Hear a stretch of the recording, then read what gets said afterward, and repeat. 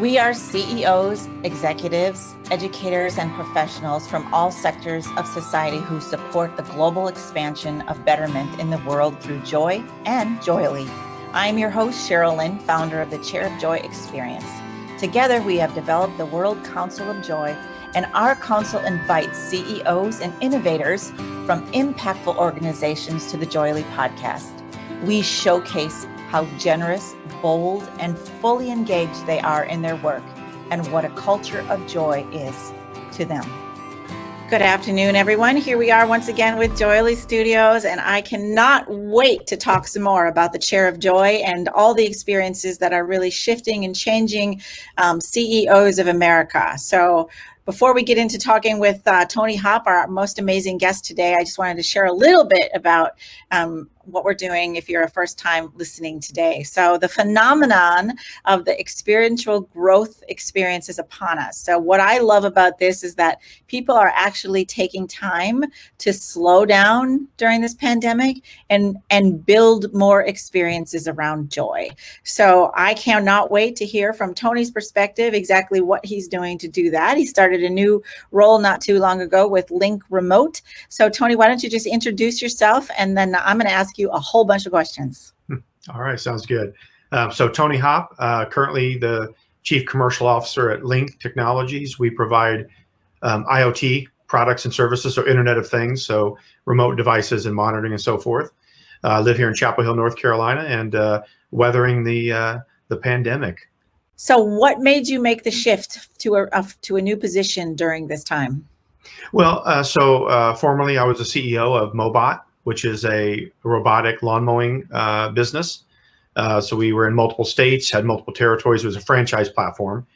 And we sold that company a few weeks ago, and I transitioned over to the job over at Link. So how many employees or team members did you have over there? Over at Mobot, we had, 60 people. So we've got, we had our home office staff, and then we had all our franchisees and their staff, and then we managed it as a system. So how many total would you say, including the franchisees? Gosh, we had 18 franchise owner groups, about 59 or 63 service territories that were open. So it was a pretty good system that we built over about 4 years, and someone else felt they could even carry it further, so we transacted it. Why not? So what made you get started in that arena in the first place? Was that your idea? Was it? Yeah. It was. I was the founder. Had exited a company in 2016, and so I spent a lot of time at home for the first time in 30 years, and I noticed the incessant noise from lawn maintenance crews, and I thought there must be a better way. So I started researching just quiet technology, not necessarily robotic technology. But I realized very quickly that the problem in landscaping went far beyond just noise. Pollution. 5% of all pollution in the United States is produced by lawn care equipment. Of course, the noise pollution as well, and the fact that labor is a serious problem in the landscape space. One, people don't want to do it. Nobody wants to mow grass for a living anymore. And of course, those people you do have are expensive. So managing large crews is a big job. So I thought, you know what, robots could solve this problem. So got together with Husqvarna, which is the largest outdoor power manufacturer in the world, and convinced them to build us some robots for our project. And eventually they became an investor. They took a stake in the business. And then, as I mentioned, we exited a few weeks ago. So what's happening now? I'm just curious if are they excited? Are they running into challenges? Or no, they are. Part of the process was to solve a few problems that they do struggle with. The big one being financing. So every time you get a new customer, you got to buy a $1,000 to $3,000 robot. So you can imagine that gets costly over time. And we had some programs, but they were mostly for our more astute franchisees who had already had business experience. But for the majority who bought the Mobot franchise as their first business venture, it's hard to get financing through traditional, entities like banks or leasing companies. So finally, just as they were taken over, they've got a new financing program. So the franchisees are pretty excited. Okay. All right. And then a quick transition. You just did the Sun Fun show, you said, the aerial show in Florida, was it? Yeah, Sun and Fun. So Link, the new company that I'm with, they sell marine products and construction products, but they also sell aviation products. So we went out there to the show. We had an exhibit. We were one of, I guess they have about 450 exhibitors. And then, of course, about 200,000 attendees. So it's a pretty big show. Not as big as the Oshkosh show, which we're doing in July, which is about 750,000 people and about 750 exhibitors. That's about 25 minutes from my house. Oh, so that's yes. their show. And it's going this year. It is. That's awesome. It is. So we went down there, did a great job. We sold a number of our what we call modern hangar systems. So think of the modern hangar as similar to the smart home. So we're monitoring conditions for the aircraft when they're in the hangar. We can open and close the hangar door remotely with the smartphone app. We can turn on engine preheat and cabin preheat and do a number of other things in and around the hangar. Beautiful. All right. I love business, but I think that we're all human, and I think that we all yearn for joy. And I think that learning who you are and how you got to be where you are in this world is fascinating to our listeners. And most of them are CEOs or C-level HR departments trying to figure out, somebody recently said to me, if I could raise the vibration around my company and my team by just 1%, the zeros behind the dollar sign is infinity. So it's really about exploring a little bit more about you and how you got to be, who you are as a human being to run such successful companies. So my first question is, where was your heartbeat around the mentor, the person or the people or the thing that might have happened as a young child to kind of set you on the path that you're on? Everybody's got their story. Mine starts at the age of 12 when I got my first job picking up cups and what we called shagging home run balls at a sporting complex. As a little 12-year-old, I'd run around and pick them up, and I made $6 a day doing that for about an hour and a half. And I thought I was just something else, But it wasn't just fun. It was, a sense of purpose. Any purpose, I find, is all that it sometimes takes to give somebody some direction. So I stayed there through college, helping out in numbers of ways, including running the place at one point. Met a lot of people, got a chance to hear the different perspectives of, ball players and, umpires and people who are there to watch the sporting events, and get a lot of different perspectives. And that helped me to probably manage people as I started to build businesses, because I knew that, it wasn't just my way. People didn't just think in one way. So I carried that forward. That was one of my early sort of lessons about people, is that there's a lot of different kinds, and they've all, you've heard the old saying that ask 10 people the answer to a question, you get 10 different answers. Well, that's mostly true. Unless of course it's, what is 2 + 2? And then that's just still, of course, one answer. So shaping your experiences at an early age was important to you, it sounds like, and kind of carrying those values through. How about mom and dad? Were they significant? My mother, she wrote policy for the state of Illinois. So the politicians, the legislature came up with a new law. She had to write the procedures and policies that the state agencies had to follow in order to live up to these laws and not break them. And watching her, manage such a big department and such important things within the state, it gave me this sense that you could do just about anything if you put your mind to it. And she put her mind to it, I can assure you. So I think that was probably one of my early lessons from her, is just tackling big problems and big issues and just doing it one step at a time with her team. Yay, mom. She's with us and you're celebrating Mother's Day. Yes. Is she nearby?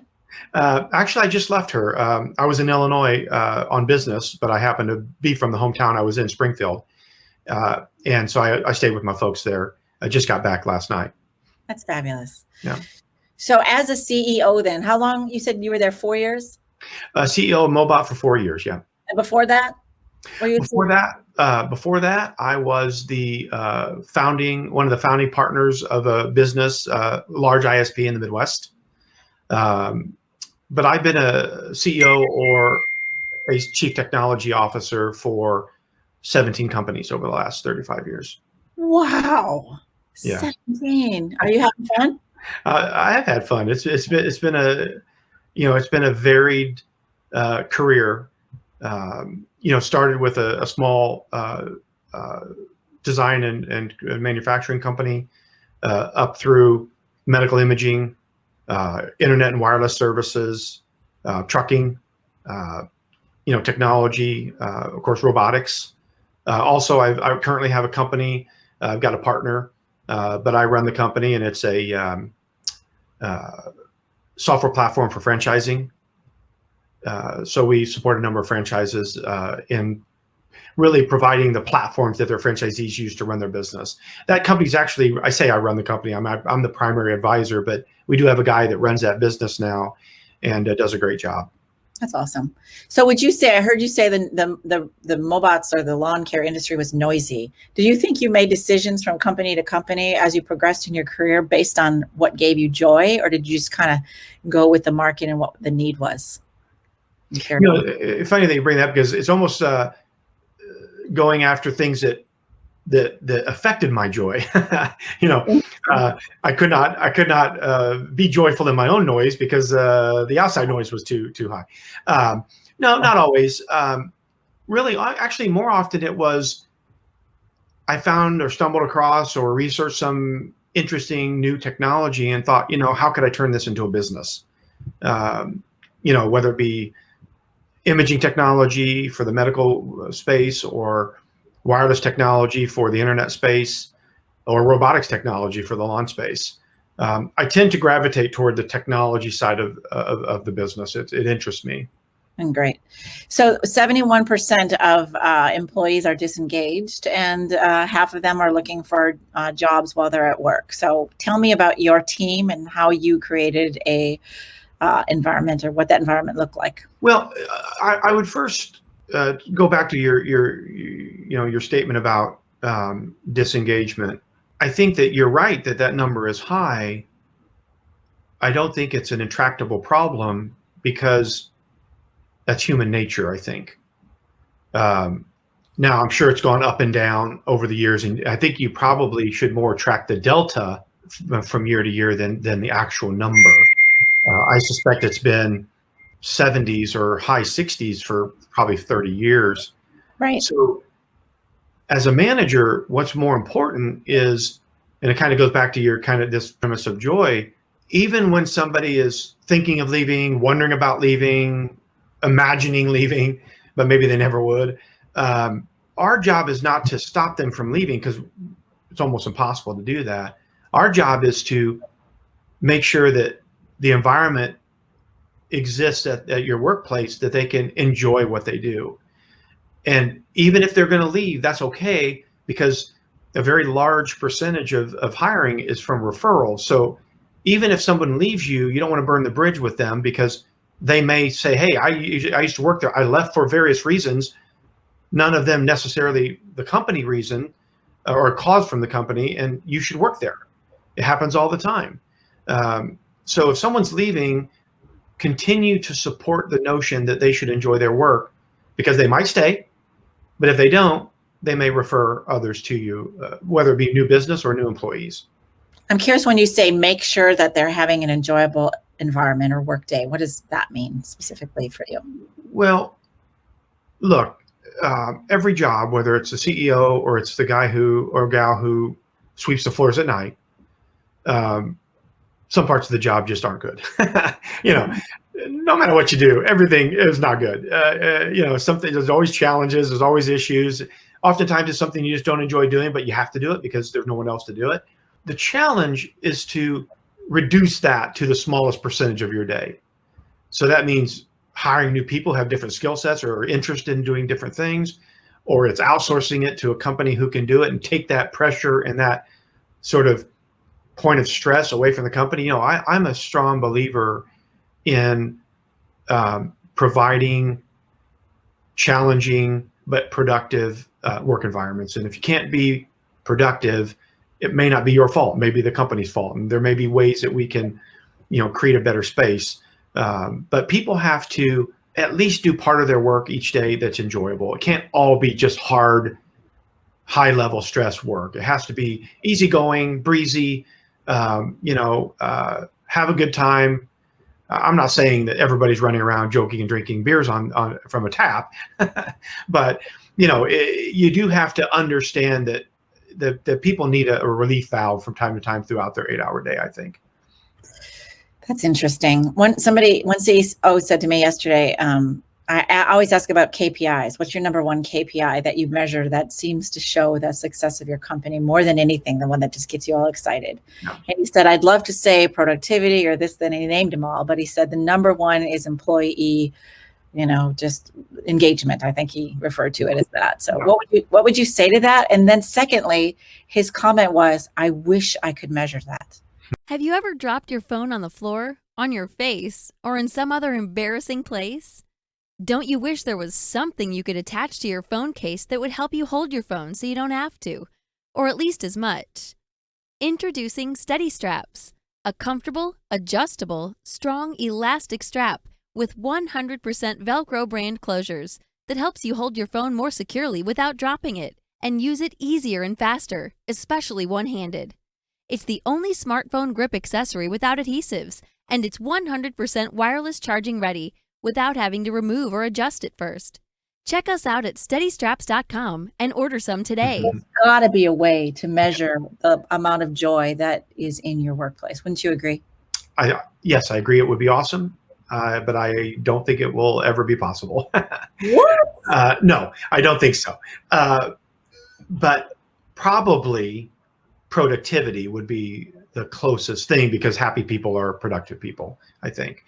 I don't agree with the premise that the number one metric is employee joy or productivity. I think the number one key metric in a business is, would your existing customers refer you to new customers? So a bit of an NPS.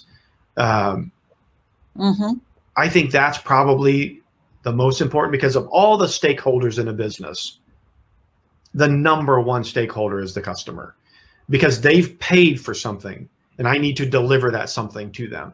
And yes, I need to make sure that very close second is the health and well-being of my staff. Now, safety aside, I should not be delivering products and services to a customer if I can't keep my employees safe. But I think the quick follow on or the fast follow is the employee. Really, the last stakeholder who you should be worried about are the shareholders themselves, because the shareholders are virtually guaranteed success if you have customers who are happy with their products and employees who have a safe and productive work environment. So it's almost like the shareholders will get what's coming to them if you do all the other things right, and they should support that too as shareholders. So as a group of CEOs in general, I know we can't put them all in the same category, but is this a challenging opportunity? I believe that, focusing on they've got so many things to do, obviously, right? So wherein lies client satisfaction? And is that on the top of the list, or is that just one of the things that gets kind of bumbled in there? Well, Tim Cook over at Apple, he would tell you that customer satisfaction is the number one metric. He references it often, and I think he's right. At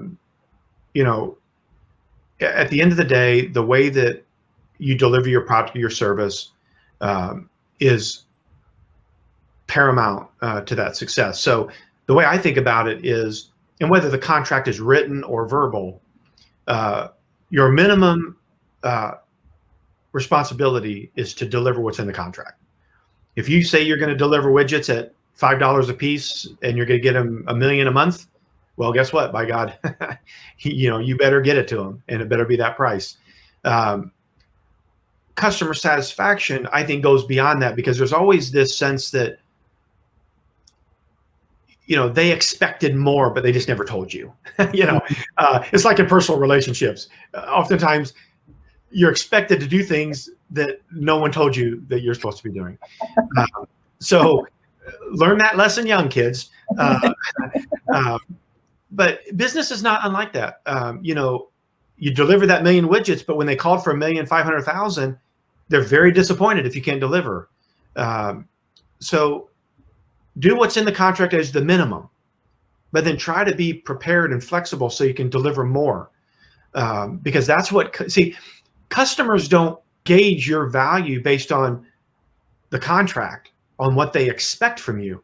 It's what they don't expect later. It's okay, they're supposed to get me this thing, and they got me the thing, but I needed more, and they couldn't get it to me. So it's not what you can do for them, it's what you didn't know you needed to do for them. So being flexible and understanding the psyche of your customer will help you to deliver that product or service beyond the contract, beyond the expected deliverable. So my question around that is, I agree, and I'm sure CEOs strive for that every single day and want to be Tim Cook, and so how do they become this themselves, right? Isn't this a CEO driven objective? No, Sheryl, I don't think so. Okay. Pride of work, don't underestimate, people's desire to be recognized as a productive employee who can deliver on a promise. Because remember, they have a promise too. Their contract is, you pay me X and I do Y. So they're in the same boat that the CEO's in. The employee is delivering on their employee contract. Not, again, could be verbal, but usually it's in writing, or at least in some form it exists. And they want to live up to that, but they want to be able to do more. Few employees will say, I just do the minimum at work and then go home. What they usually say is, I get my job done and then I go home. And the job is not always written down. The job is to not only make my bosses happy and my customers happy, but make my team members happy. I want to do well, even if I'm just a team of one, then it's just me, but usually it's a team of, two or more. And, yes, there are those who don't care necessarily about their team and they just want to collect a paycheck and go home. I think most people, they want to be proud of themselves within a team environment, and they want their the people they report to believe that they delivered something worthwhile in the company, whether it be a report or a product or a piece of software or a referral or whatever it is. I think they want to be considered as someone who goes above and beyond. I feel like you did a really good job early on in the hiring process. Like, in order to get to that level or to that group of people, there's been a lot of work prior to. So can you tell me about that a little bit? Yeah, it's almost the culture itself. I don't remember who said it, so I won't quote it, but in general terms, you cannot build culture. You can't take 10 people and agree to what will our culture be. You have to hire the culture. Right. So if you want someone who has a certain set of values, you have to hire people who already have those values, because most people don't change in that regard. People could be more productive. They can be trained to do new things. They can expand their horizons, but their values, like, are they honest? Would they lie on a form if pressured? Would they, steal from a customer? If they have questionable values, they're always going to have questionable values, I think, at least in the work environment. So hire people who like to work the hours you like to work. They like to produce the type of work you like them to produce. Find them and figure that out early. And then you'll have those people on your team that I referred to earlier. Did you do any Myers-Briggs or did you have a tool specifically for that? Or did you just have the right questions in your mind? I don't, and I don't know, I can't remember the article, but it came out just a couple of weeks ago. I wish I could remember, maybe do some searches on Google, but they were talking about how companies shouldn't use those things. they shouldn't use these personality things, because I can tell you that I've taken them, and some of them tell me that I should be the president of the United States, and others say, you should never hire that person. And I would like to believe I've been reasonably successful. So I never thought they were useful, and I don't use them, and I never would. Yeah.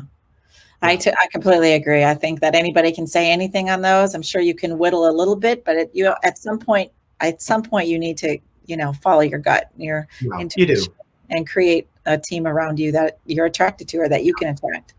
I think that if you talk about joy,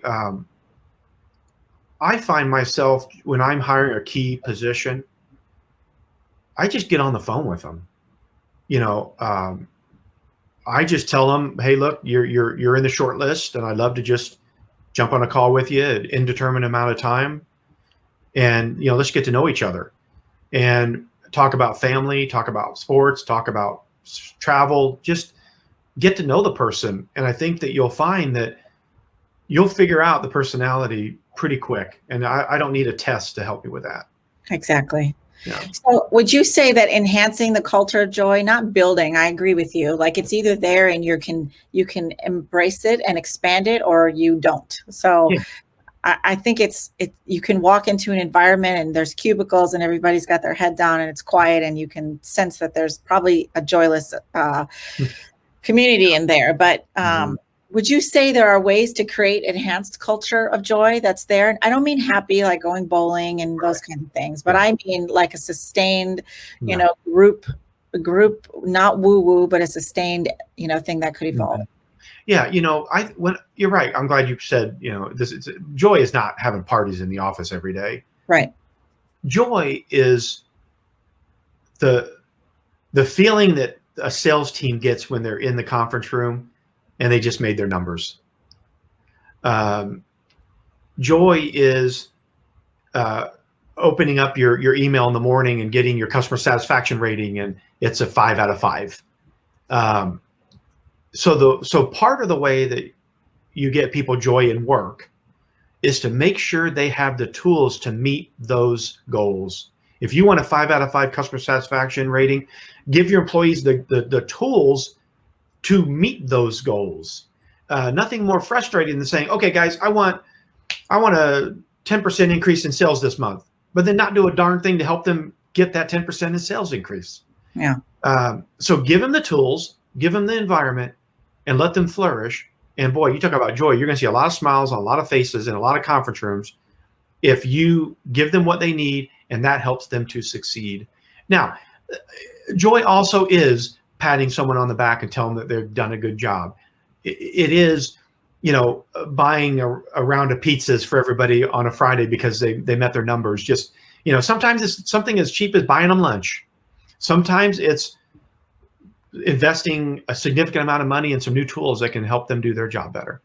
Yeah. I love that. That probably no one said it quite as eloquent as that. It was kind of all encompassing. So I have a tool, and I'd like to see if I could share it with you real quick. It's pretty fast and fun. Can I? Sure. Let's do it. All right. So just feet on the ground. I think I did this in a team environment the other day, and it was a huge hit, and it felt kind of weird because people don't like to do this in a public setting or in, amongst the peers that they work with, but it's really powerful. So feet on the ground. Yep. And I think the idea of just what you talked about is the celebration or the pat on the back. This is kind of along those lines. So if somebody were just put their feet on the ground and take a minute 3 times a day, where they could just take a breath, right? And focus on your feet on the ground, and just know that the ground is always there, even the stress and anxiety, and you can feel your feet in your shoes, and just, let yourself get quiet. And then feel your arms on the chair maybe, and then look around your office, in the room, who's there. Really look at people or the pictures on the wall, or in your Zoom meeting, like who really looks at someone and says something about them. And then listen, what you can hear that's maybe more for you, what you can't hear, which is pretty cool.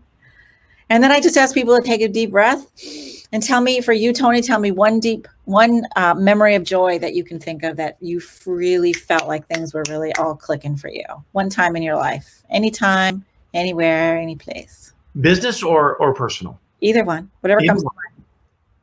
Oh, well, I mean, hands down, it's being with my wife. I mean, it doesn't matter where or what we're doing. That's for me. We've been married 30 years. Now, no children, so that says what it does. We have a lot more time to be happy together because there's no kids around. But yeah, none of the business success matters if I don't have someone to come home to. So joy starts at home. It always does. It always will.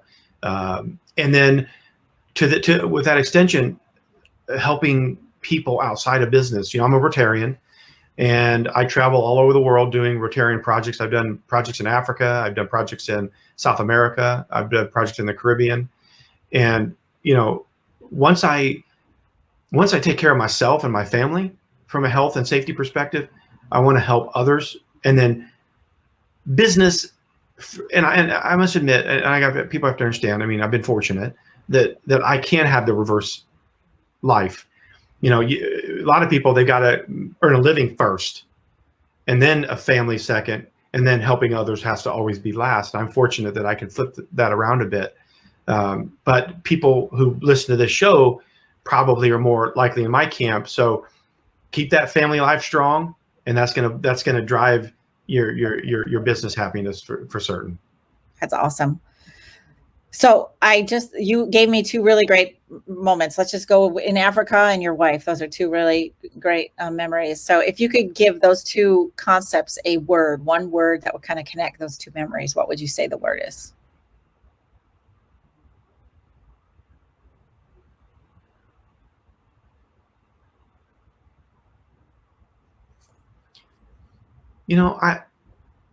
I'm thinking hard about it simply because it's an important question, actually.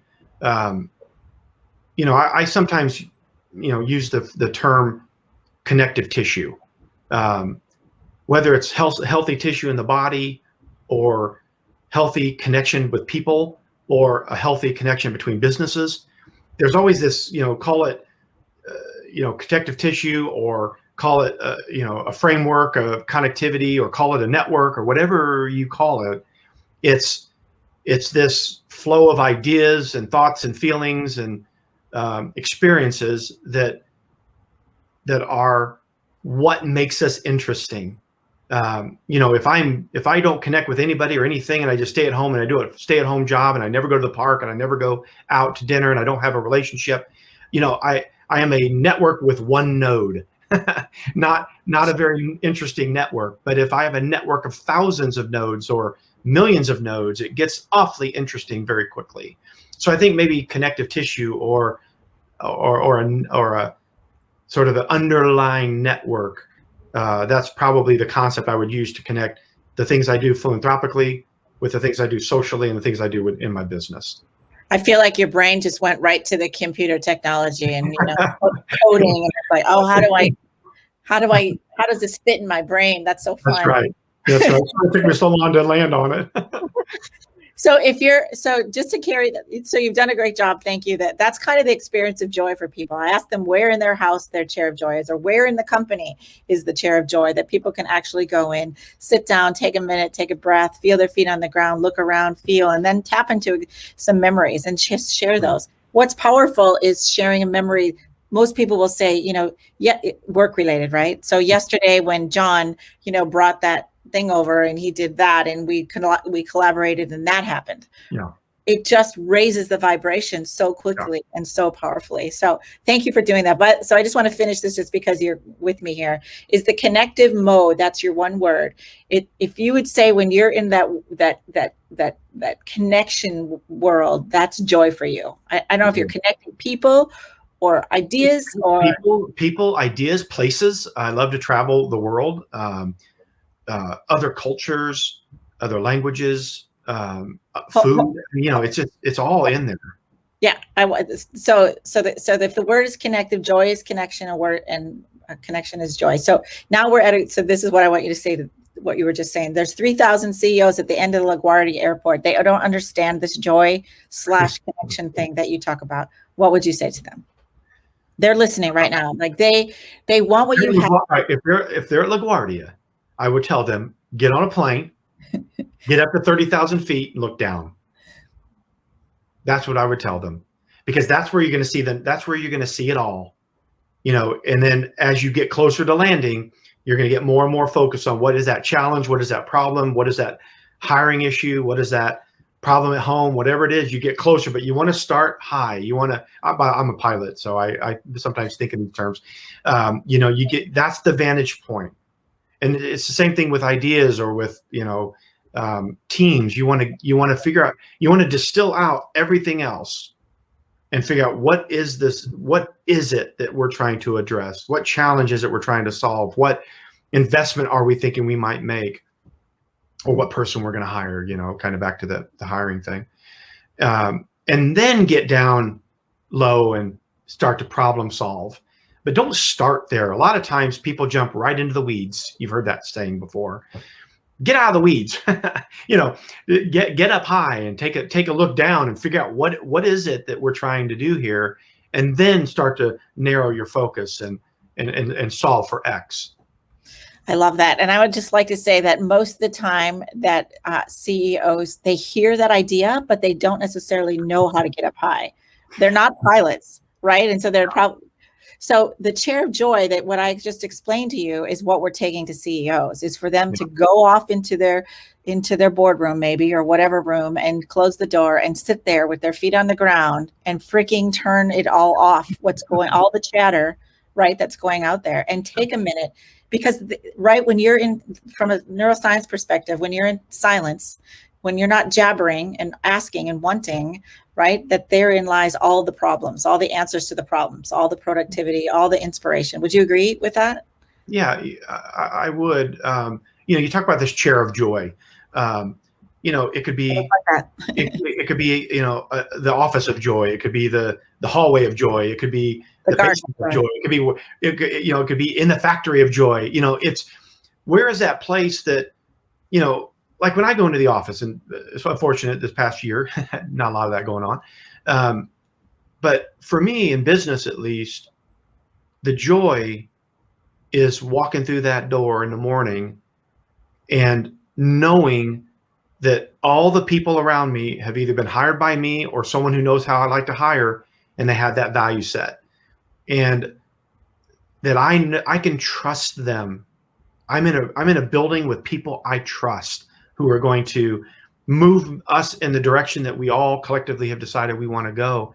And it's kind of like in a personal relationship. When you trust the person, it makes it so much easier. And I think business is the same. If you trust your partners and your employees and your customers and your vendors, maybe trust.